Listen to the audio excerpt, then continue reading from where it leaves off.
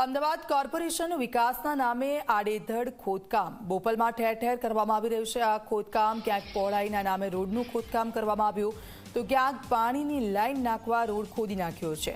વાહન ચાલકોની ભારે હાલાકીનો સામનો કરવો પડી રહ્યો છે। તંત્ર પ્લાનિંગ વિના જ કેમ આડેધડ ખોદકામ કરી રહ્યું છે? રોડ બનાવતા પહેલા શું તંત્રને આ બધું યાદ નથી આવતું?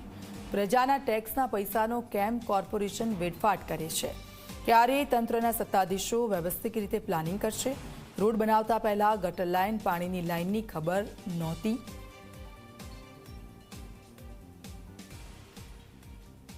વિકાસ માટે કરાતું ખોદકામ આવકારે છે, પરંતુ આ જ ખોદકામ જ્યારે આયોજન વગર કરાય ત્યારે તે સ્થાનિકો માટે અને શહેરીજનો માટે મુસીબતરૂપ બની જાય છે। આવું જ ઉદાહરણ ફરી એકવાર બોપલમાં જોવા મળી રહ્યું છે। હાલમાં મ્યુનિસિપલ કોર્પોરેશન દ્વારા બોપલ વિસ્તારમાં વિવિધ પ્રાથમિક સુવિધાના કામ અર્થે કામગીરી ચાલી રહી છે, જે આવકારે છે, પરંતુ જે પ્રમાણે ઠેર ઠેર ખોદકામ અને યોગ્ય આયોજન વગર કરવામાં આવી રહ્યું છે તેના કારણે આપ જોઈ શકો છો જે BRTS કોરિડોર છે ત્યાં રોડની વચ્ચે હોય કે પછી બાજુમાં માટીના ઢગલા જોવા મળી રહ્યા છે, મોટા ખાડા પણ જોવા મળી રહ્યા છે અને કેટલાક ઠેકાણે તો યોગ્ય પુરાણ કરાયું ન હોવાથી કેબલ બહાર આવી ગયા છે।